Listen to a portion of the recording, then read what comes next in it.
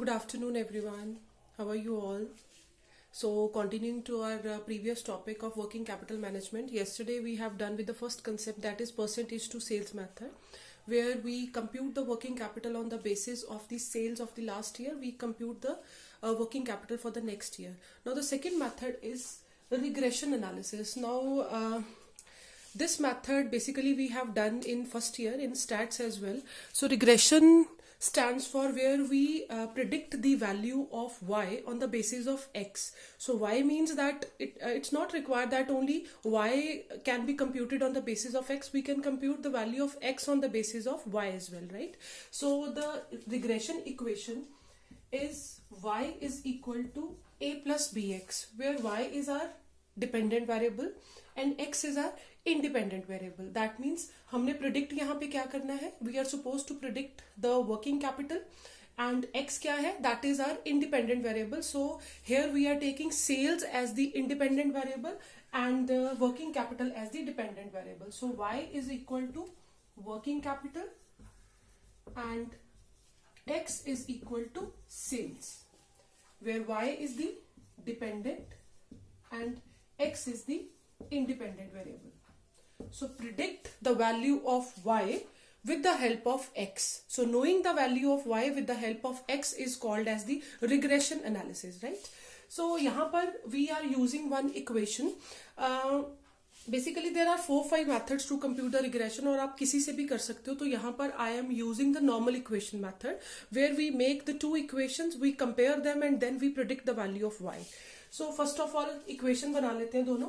Taking the summation on the both sides, it becomes summation y is equal to n into a plus b into summation x. So यहाँ पर y we have multiplied this with summation with n instead of summation. The reason being that we cannot multiply summation with the constant. So that is why we are multiplying here with n, and then this summation sign can only be multiplied with the variable. So यहाँ पर y के साथ में multiply कर दिया और यहाँ पर x के साथ में multiply कर दिया. So this is our first equation, and second equation is that multiplying both sides by x. So इसको दोनों sides पे x से multiply करने पे it becomes summation xy is equal to, now it will become a into summation x plus b into summation x square. So now these are two equations in order to compute the working capital requirement. So let it write here, summation y is equal to n into a plus b into summation xy is equal to a into summation x plus b into summation x square.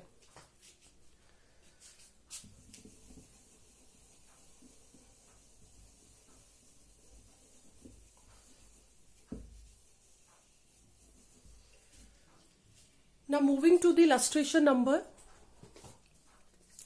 6th. Why we are solving the illustration? Because your practical problem, they will start from the operating cycle method and balance sheet method. So percentage to sales method, regression analysis and cash forecasting method, we are having only illustration for all these questions, right? So illustration number 6 में आपको देखो क्या given है. आपको 2004 से लेके 2008 तक की सेल्स गिवन है और वर्किंग कैपिटल गिवन है. आपको 2009 की सेल्स को प्रिडिक्ट करना है, आपको 2009 की वर्किंग कैपिटल को प्रिडिक्ट करना है. अगर आपकी सेल्स जो है दैट इज 200, मतलब अगर आपने 200 लाख की सेल्स करनी है तो how much working capital will be required for this. That means ये 200 लाख आपका क्या हो गया, this is your independent variable, और डिपेंडेंट आपका क्या हो जाएगा, working capital. So y is your working capital and x is your sales. ठीक है. So now I am making the table here. So यहाँ पे ले लो आप year 2004, 2005, 6, 7, 2008 and then sales. ये हमारा कौन सा वेरिएबल है, x. 60, 80, 120, 130 and 160. Then working capital, इसको हमने क्या बोला है, that we will take it as y. So this is given as, ये दोनों ही lakhs में है. So 12 lakh, 15 lakh, 20, 21 and 23. So we need the total of this. This will be called as summation x and this will be called as summation y. So summation x आपके पास है 550 and summation y है 91.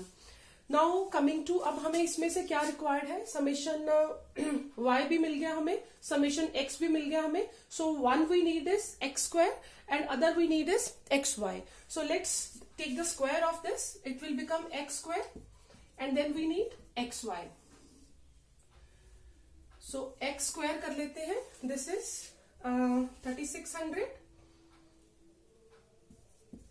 6400, then 12, 14, 400, then it is 16900 and 25600. Now this comes to summation x square which is equal to, बेटा आप साथ में illustration जो है वो भी देख सकते हो because it I am doing only the solve question because of all these methods are given in the illustrations only. So X square आ रहा है हमारे पास 66,900 एंड समेशन एक्स वाई है that is we are suppose to multiply these two 720 then 1200 then is 2400 then 2730 and then 3680 and its total is 10,730. This is the value of summation xy. So now we have all the four values. Summation x भी आ गया, summation y भी आ गया, summation x square भी आ गया and summation xy भी आ गया. Now let's put in these two equations. n हमारे पास कितना है, जितने number of years है 1, 2, 3, 4 and 5. So our n is 5. So let's solve the equation. 5 यहाँ पे डाल रही हूं मैं 5a प्लस समेशन x कितना है 550, 550b is equal to summation y क्या है, इट इज 91. ठीक है, and then a into summation x. So 550a plus b into summation x square it is 66900b is equal to summation xy 10730. ठीक है, by the linear equation method आप इनको compare कर लो. ठीक है, इसको मल्टीप्लाई कर लो 550 से, इसको मल्टीप्लाई कर लो 5 से in order to balance the equation.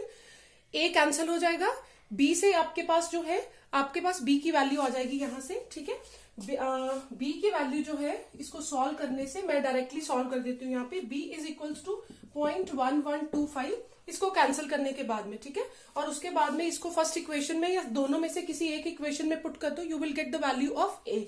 So A की वैल्यू जो है दैट कम्स टू 5.825. ठीक है, सो ए और बी दोनों की वैल्यू आ गई.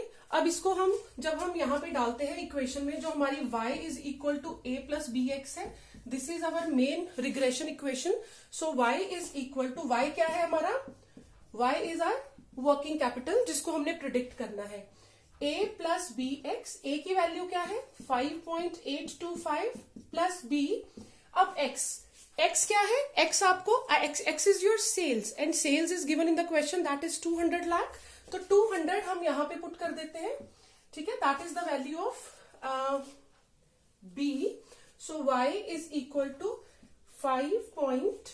b की वैल्यू है यहाँ पे, b की भी पुट कर देते हैं. This is 0.1125. सो मल्टीप्लाई करके 5.825 plus the value of it. तो ये टोटल आपका आ जाता है यहाँ पर, this is 27.825 lakhs. So what it means कि 200 लाख की सेल करने के लिए आपको 27,82,500 का वर्किंग कैपिटल रिक्वायर्ड है. ठीक है, so in this second method regression analysis we have predicted the value of working capital that is y on the basis of x which is sales and the independent variable. ठीक है.